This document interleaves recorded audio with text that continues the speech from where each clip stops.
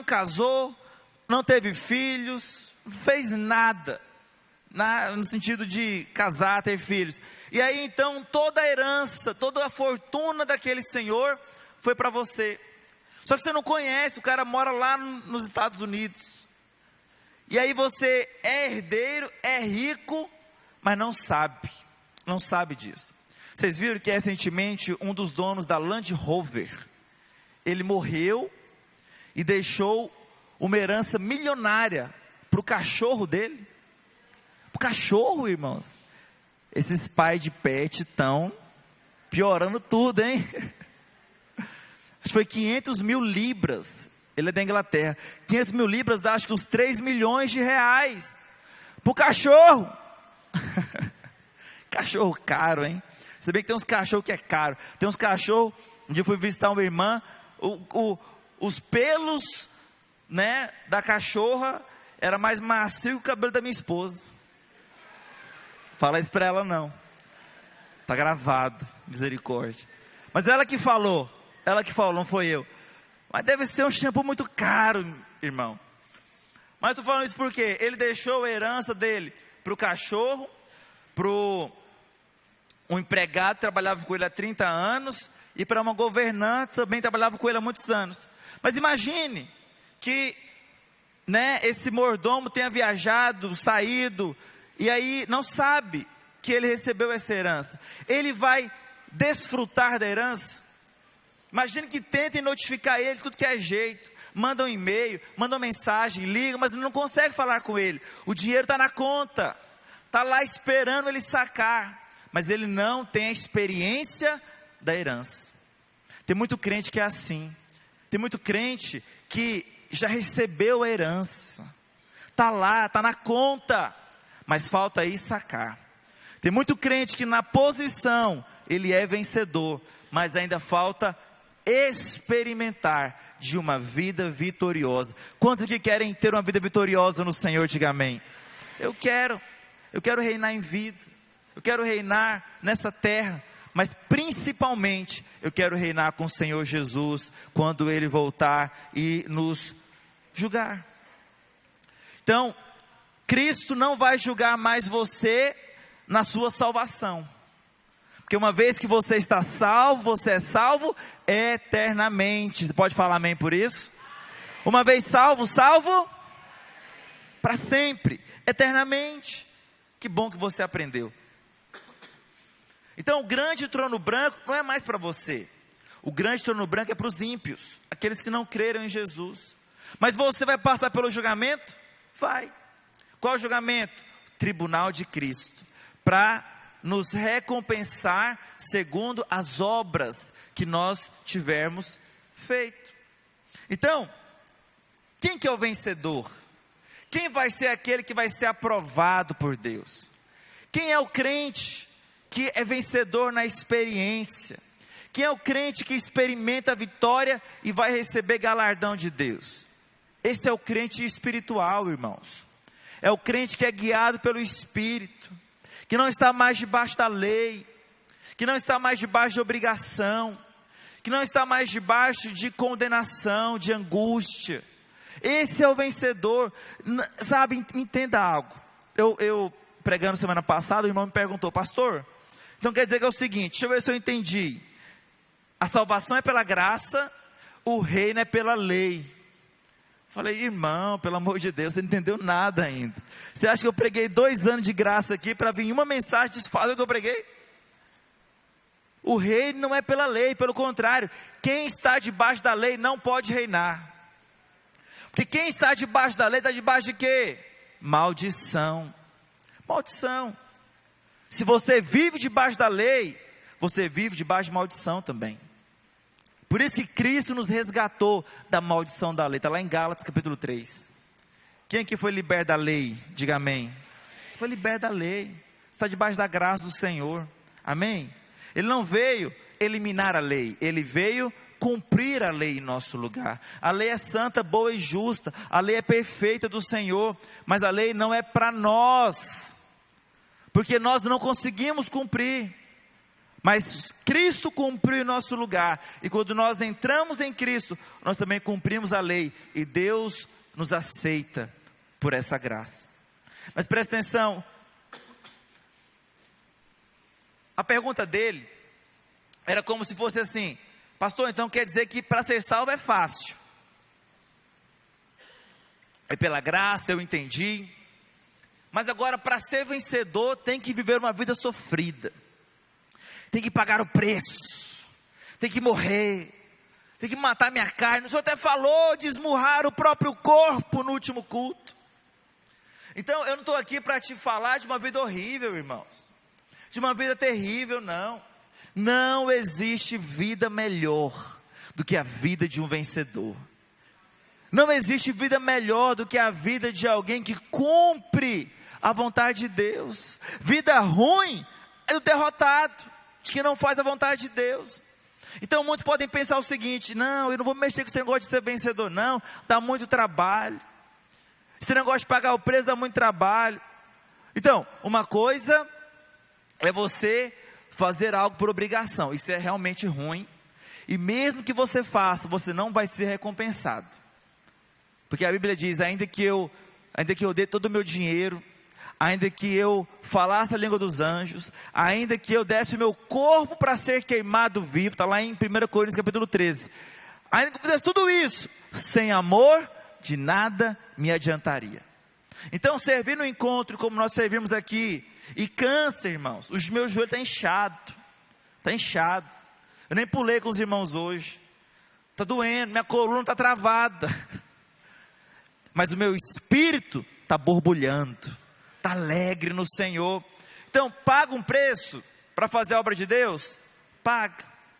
Mas é obrigado? É um peso? É um sofrimento? Não. Então aprenda a diferença, né, entre preço e valor. Então, por exemplo, tem homens que acham um absurdo pagar 3 mil reais numa bolsa. Tem algum homem comigo aqui? Não é absurdo? Tem um que falou ali amém bem alto. Eu acho um absurdo, mas eu não acho absurdo pagar 100 mil reais num carro. E as mulheres acham: mas vai levar tudo que é jeito, compra um de 30 mil. Porque eu pago o preço para aquilo que eu dou valor. Não é assim? Você paga preço naquilo que você dá valor. Você paga lá R$1.500 para ir para o Legendários. É caro o ingresso, mas para quem paga, não é sofrido. Ele paga com prazer, com alegria. Então, quando você é vencedor, você paga o preço, mas aquilo não é um preço sofrido, você paga com muita alegria, você paga com prazer. Você sai da concessionária com um boleto desse tamanho, de parcela, com alegria, amém? E para as mulheres, sai com a bolsa da Gucci, da Louis Vuitton, com muita alegria. Então, cada um paga o preço daquilo que dá valor. No reino de Deus não é diferente. Não adianta você fazer por obrigação, Deus não aceita. Mas quando você faz por encargo, por paixão, por amor, se torna leve. Jesus falou: o meu fardo é leve, o meu jugo ele é suave. Suave. A obra de Deus não é cansativa. Então muda essa visão. Ah, ser vencedor sofre demais, melhor ser derrotado. Está amarrado em nome de Jesus. Seja o vencedor hoje. Eu vou te mostrar que é bem melhor ser vencedor. Gálatas capítulo 5, verso 19. Coloca para mim. Olha só, presta atenção. O crente vencedor é o crente espiritual. O crente derrotado é o crente carnal. A primeira obra que você tem que fazer, na verdade, é deixar o Espírito Santo fazer a obra na sua vida. Então, quando a Bíblia fala, porque as obras da carne são manifestas, as quais são adultério. Tem como colocar na revista atualizada, RA, por gentileza? Se você consegue aí, ela está na corrigida.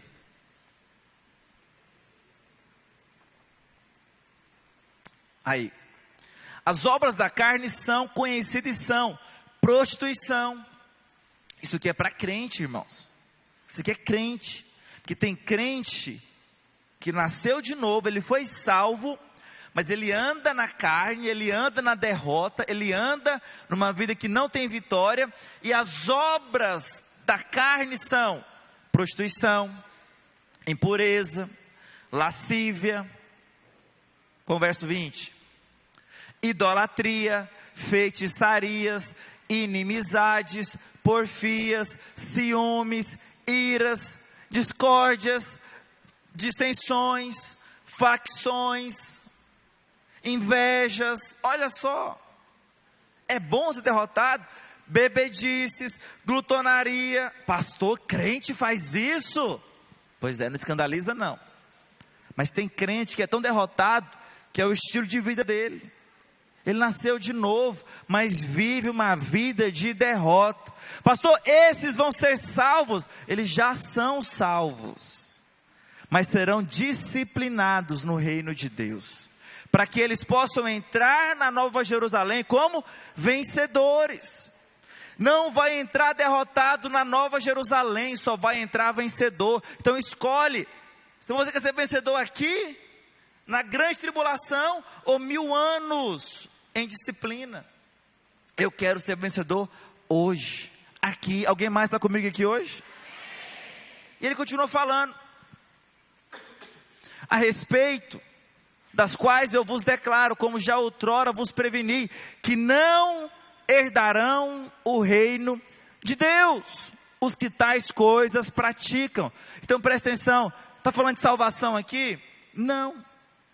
Esses crentes que praticam essas obras carnais não vão herdar o reino de Deus.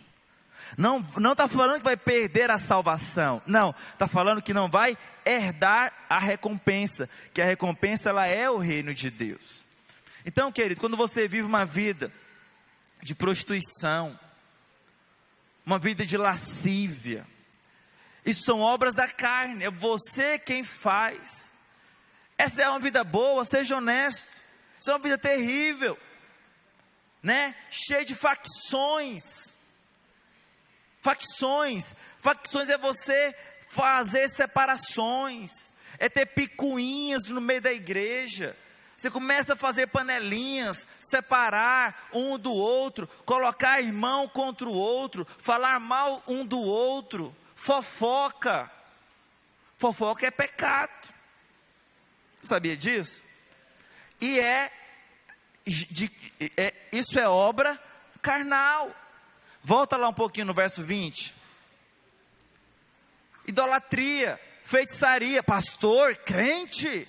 Tem muito crente que vai em show evangélico e fica gritando, né, querendo tirar foto. Nada contra tirar foto, mas tem crente que é tão carnal, imaturo, que ele fica idolatrando o cantor evangélico, gospel, pregador. Então, feitiçaria, tem gente que faz troca com Deus, igual na macumba. Se eu der o meu carro, né, teve um caso lá em Goiânia, que a irmã, ela deu, eu não lembro qual que era o carro, vamos colocar um Fusca. Ela ofertou, Deus pediu para ela no culto, Deus pediu, não foi o pastor que pediu, nós não pedimos isso na igreja. Deus falou com ela, oferte seu Fusca, oferte seu carro para Deus. E aí ela ofertou, foi menos de um mês, o irmão dela ligou, morava na Europa, e falou para ela, olha, eu estou sendo muito abençoado aqui, eu quero te dar um carro, vai na concessionária e escolhe o carro que você quiser. E ela foi abençoada, acho que ela pegou um Corolla, uma coisa assim, novo, zero. Seja honesto, foi boa a troca? De um Fusca para um Corolla? Maravilhosa. Mas ela fez barganha? Não, ela só ofertou, e Deus deu o Corolla para ela. Mas o irmão, feiticeiro, gospel, ele ouviu e fez as contas. Uai, se ela deu um Fusca e ganhou um Corolla, se eu der o meu Corolla, eu vou ganhar uma BMW. Aí ele pegou e falou, pastor, quero também ofertar um carro para a igreja.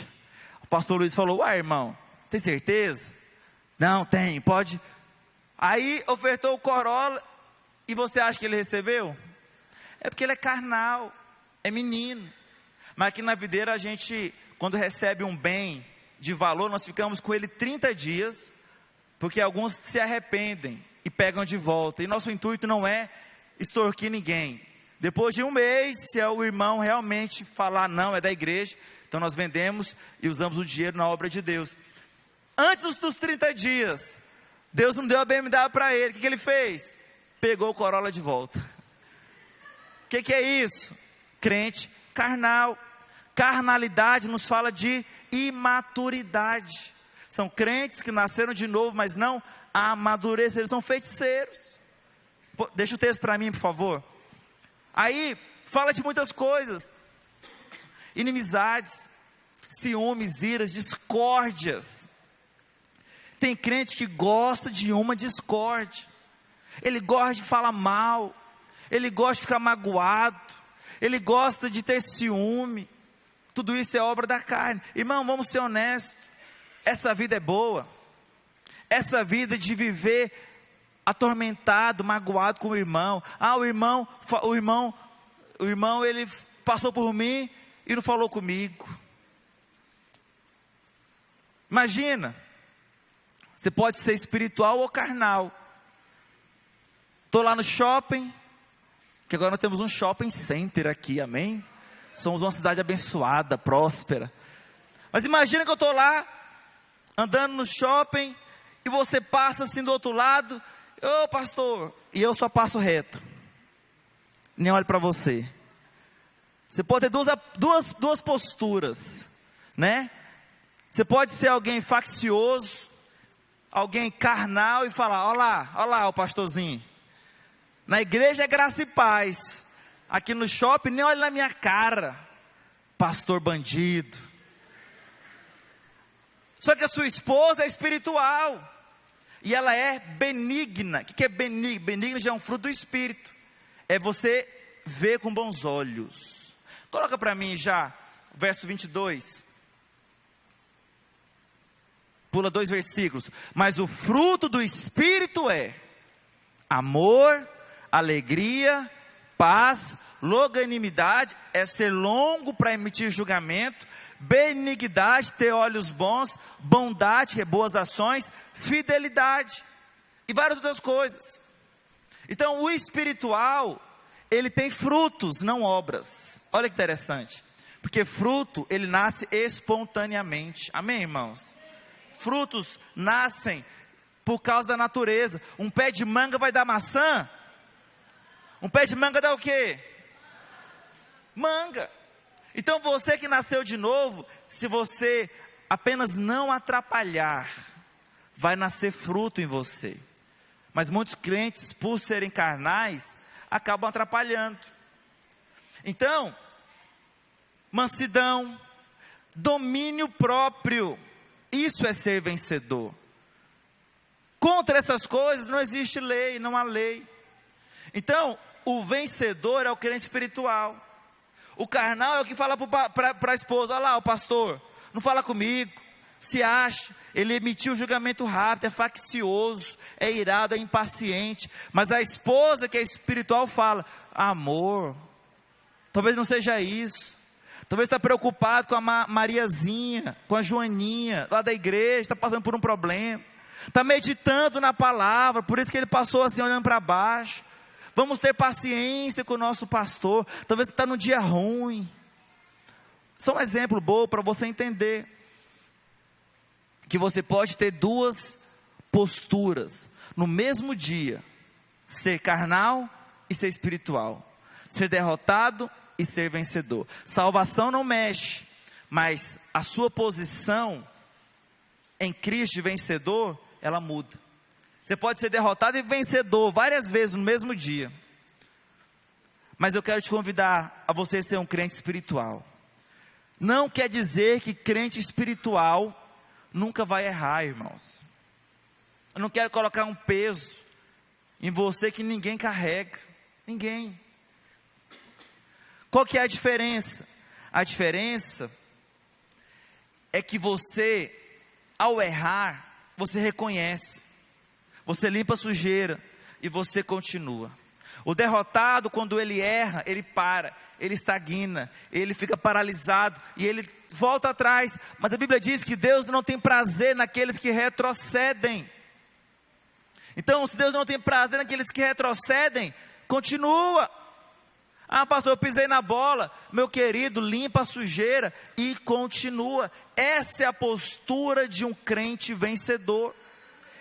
Então, quando você chegar em casa e durante a semana, talvez você levantar a sua voz contra o seu marido, e o marido falar: olha aí, ó, é derrotada, tá vendo? Não é vencedora não, é carnal, não é espiritual. Não, essa não é a nossa posição, irmãos. A nossa posição é, quando alguém vê que saiu da posição de vencedor, reconhecer, falar: meu Deus, eu não sou assim. Senhor, me perdoa. Senhor, eu estou tão irado. Senhor, eu estou tão impaciente. Senhor, muda a minha vida. Senhor, coloca a tua paciência, o fruto da paciência na minha vida. Você percebe que ele não é hipócrita. Ele reconhece o erro. Mas tem muito crente que ele tenta vencer na força própria, no esforço próprio. Aí fica muito pesado, né? Quando você está impaciente, você não quer mostrar que está impaciente. A minha esposa sabe quando eu estou assim, lá em casa. Eu fico calado, pensativo, né? Aí antigamente eu ficava respirando fundo assim, ó, querendo segurar a minha impaciência. Aí ela falava: amor, você está zangado? Tô não! É claro que eu estava, só que a carnalidade, ela quer mostrar um aspecto que não é real. O que eu faço hoje? Hoje eu falo: amor, eu estou impaciente, vamos orar. Eu estou chateado com a situação, vamos orar. E nós oramos. Não é que você nunca vai ficar magoado com alguém, mas o dia que você sentir a mágoa, fala para o Senhor: Senhor, por que eu estou magoado? Esses dias eu conversando com uma pessoa, ela falou para mim: eu não confio no Senhor, pastor. Irmão, isso doeu. Você entrou lá no mais íntimo do meu coração. Eu fiquei chateado.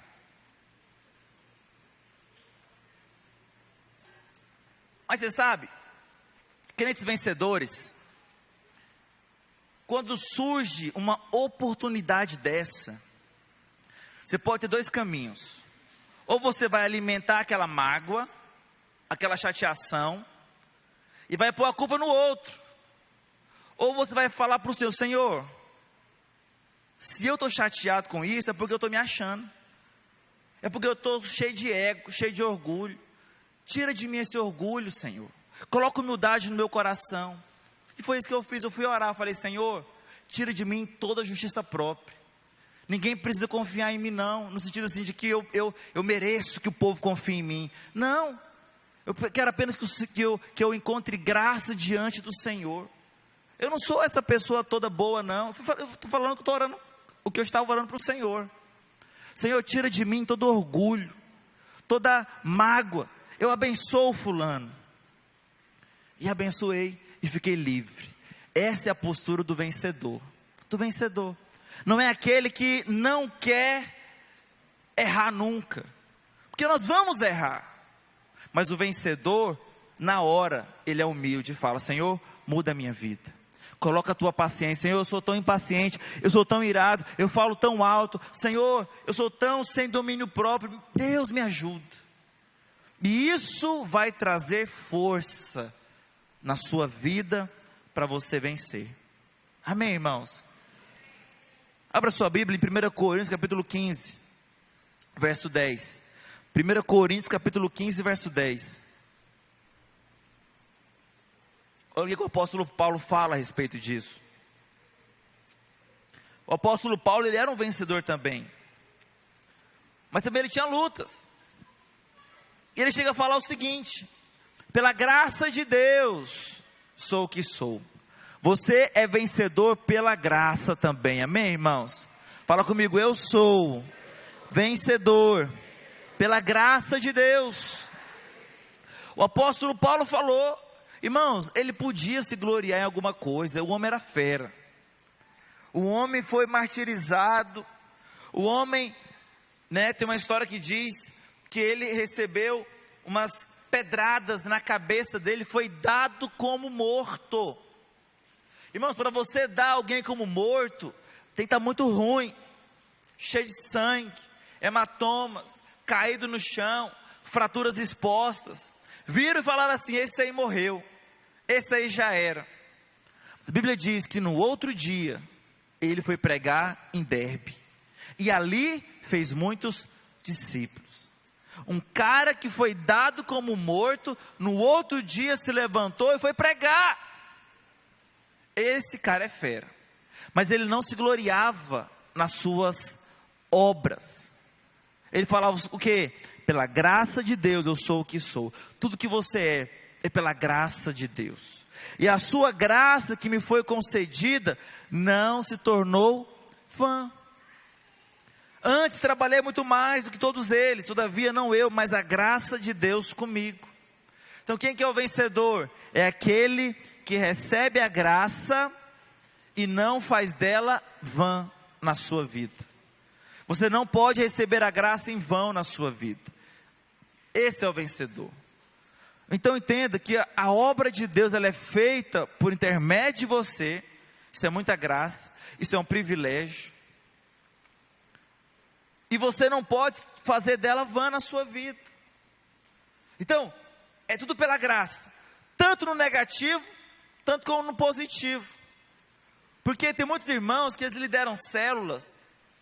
E normalmente, eles querem muitas vezes entregar quando fazem algo errado. Ou às vezes não tem o encargo necessário. Talvez está sem força de vontade, sem ânimo.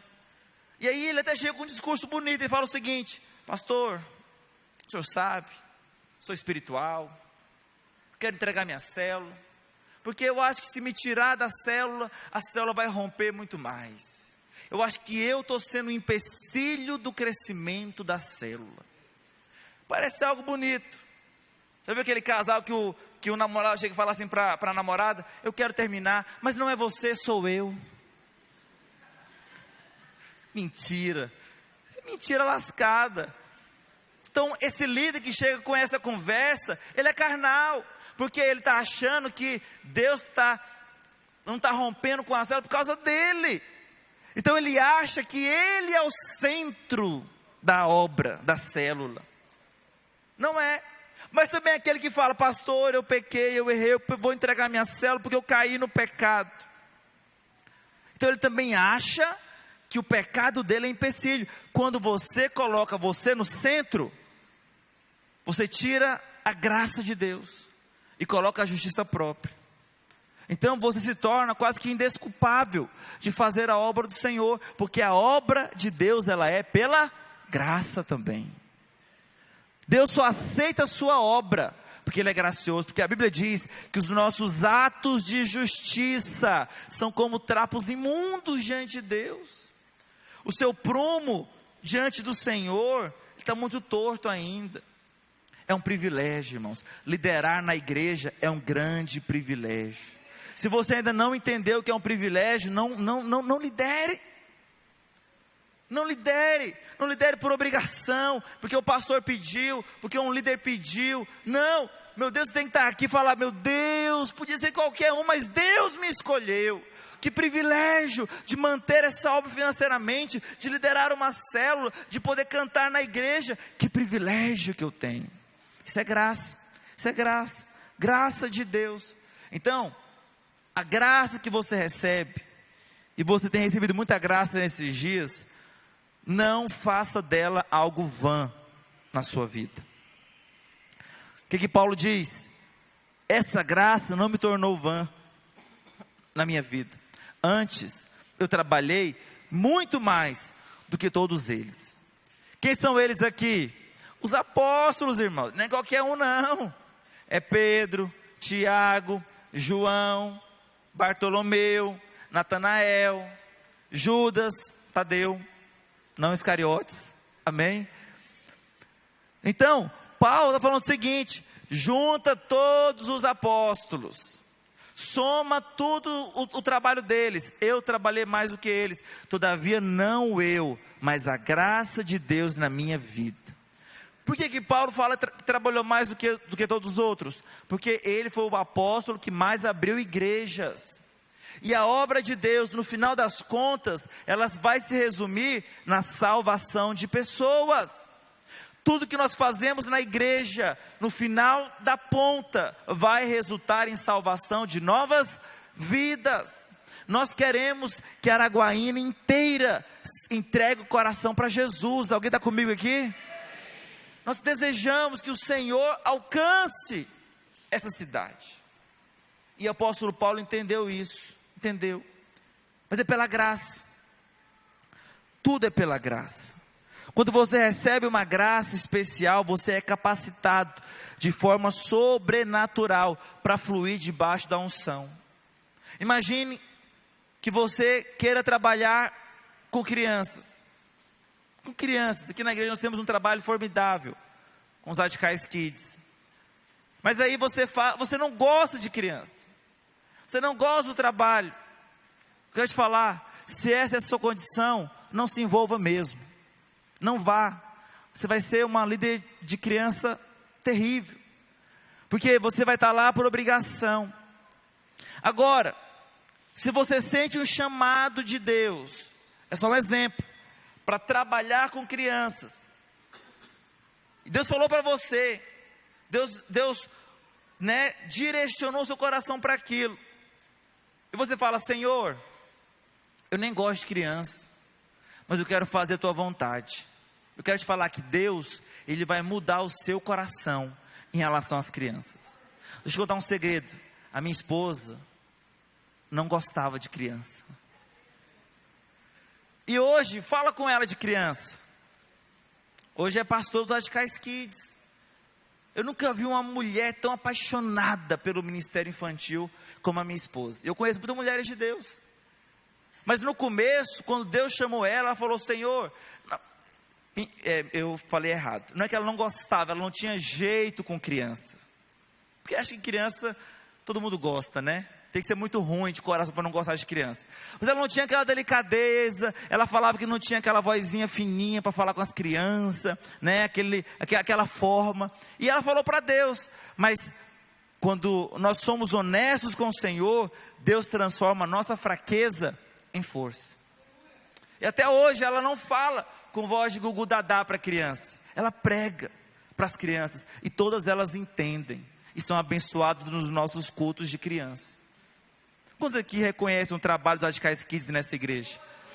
É um trabalho formidável. Eu acho que não tem uma igreja que tem um encargo tão grande pelo Ministério Infantil, que investe tanto recurso financeiro, tantas mulheres estão envolvidas na obra, mas não queira fazer a obra de Deus de forma obrigada, sem gostar, ou sem abrir o seu coração para aquilo.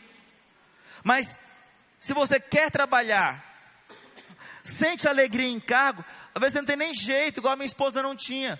Mas quando você fala para o Senhor, eu quero te dizer, Deus derramará uma unção sobre você, e você vai cumprir o seu propósito, e vai ser um vencedor. Todos nós temos um chamado específico. Qual que é? É o ide do Senhor. Ide por todo mundo, pregai a toda criatura. Então, essa conversa de que, eu não sei qual que é o meu chamado. Sabe sim. Seu chamado é pregar o evangelho. Amém? A sua empresa é só um bico para você ganhar dinheiro. O seu concurso público é só para você ganhar dinheiro. O seu trabalho mesmo é pregar o evangelho. É falar de Jesus para as pessoas. É falar do amor de Deus para as pessoas. Pastor, mas eu não tenho teologia. Eu não sei, fazer ali o plano da salvação. Eu não sei esboçar uma mensagem como o Senhor faz. Você não precisa. Um cego encontrou com Jesus e no mesmo dia perguntaram para ele: quem foi que te curou? Ele falou: não sei. Quem foi? Qual era o nome dele? Não sei. Qual que é a teologia que ele ensina? É sistemática? Não sei. Qual que é a escatologia que ele crê? Ele é pós ou ele é pré? Sei lá. O que você sabe então? Só sei de uma coisa: eu era cego e hoje eu enxergo. Essa é a maior pregação. Eu era triste, agora eu sou alegre. Eu era depressivo, agora eu tenho um propósito de vida. Meu casamento estava destruído, agora meu casamento é uma bênção. Deus fez na minha vida e pode fazer na sua vida também. Então, todos nós temos esse chamado. O seu tio, o seu primo, o seu irmão, o seu pai, o seu filho está esperando você para falar de Jesus para ele. Amém, irmãos? Então, para encerrar, pode subir a equipe de louvor?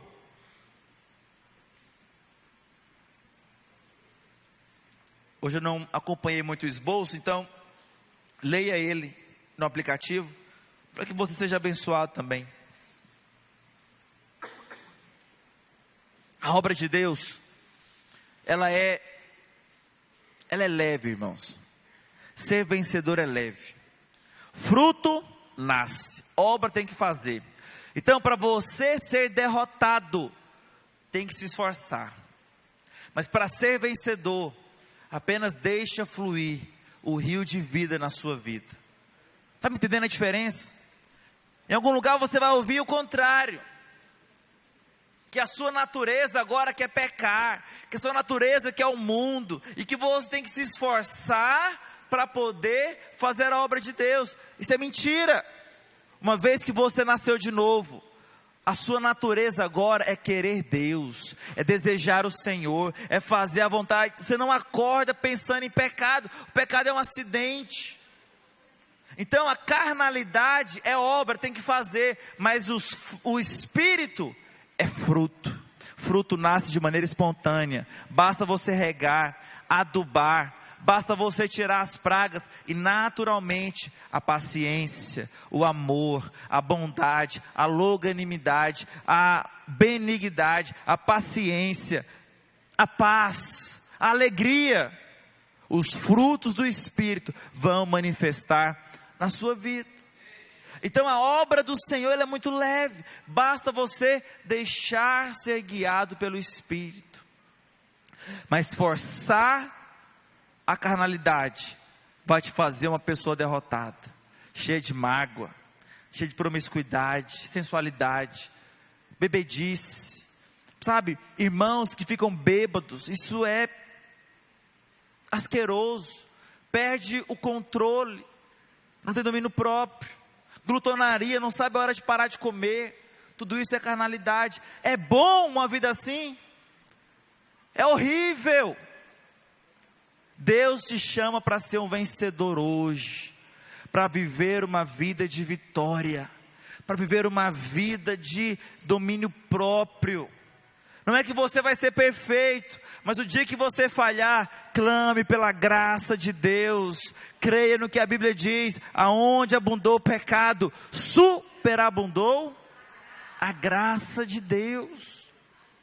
Esse é o Deus que nós servimos, irmãos. Basta você manter a sua vida no Senhor. A obra de Deus, ela é como a sarça ardente. Quando Moisés é chamado por Deus, Deus chama ele numa sarça ardente. O que é uma sarça? Era uma árvore, uma aparência não muito bonita. Mas quando ela queima, ela chama atenção. Essa sarça somos nós.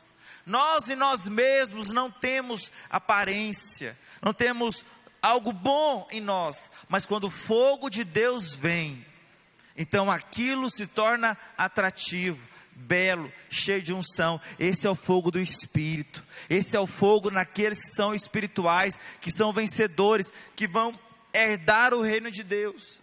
Mas tem algo que a Bíblia fala, que o fogo não consumia a sarça. O que é isso? Você vai se entregar para o Senhor, você vai fazer a obra de Deus, você vai ser o vencedor, mas a obra não vai te consumir, o fogo não vai te consumir. Tem muito crente falando: depois que eu entrei para a igreja, a minha vida piorou. Depois que eu virei pastor, eu fiquei com a síndrome de burnout, que é esgotamento da alma, né? Eu fiquei depressivo por causa da obra de Deus. Mentira! A obra de Deus deixa ninguém depressivo. Se o problema não está na obra. Não está na obra. Porque a obra de Deus é leve, é suave, é prazerosa. Amém, irmãos? É um fogo que queima, mas não consome. Hoje os servos, quem serviu nesse encontro aqui? Ô irmão, você é tão precioso. Deus vai te recompensar muito. Você vai hoje chegar na sua casa, você vai pôr a cabeça no travesseiro. Você vai dormir como você nunca dormiu antes. Cansado fisicamente, mas com o espírito borbulhando no Senhor. Toda vez que eu chego do encontro, eu chego tão cansado, mas eu vou dormir, eu fico imaginando aquele adolescente chorando, aquele jovem caído no Espírito Santo aqui na frente, aquela senhora que foi liberta de uma maldição hereditária. Eu fico, meu Deus, que encontro poderoso. Cansa fisicamente? Cansa. Tem fogo? Tem. Mas nós estamos com o espírito borbulhando, porque o fogo não nos consome. E amanhã tem pós-encontro, aleluia. E dia 21 tem oficina do casamento, aleluia. E dia 30 tem batismo aqui dos irmãos. A obra não consome. Está consumindo. Tem algum problema e não é na obra de Deus. Seja humilde para falar, Senhor, estou achando tão pesado ir para a igreja. É tão difícil ir para o culto. Fala para o Senhor. Ele vai mudar a sua história em nome de Jesus. Amém? Fica de pé onde você está. Vamos orar nesse momento.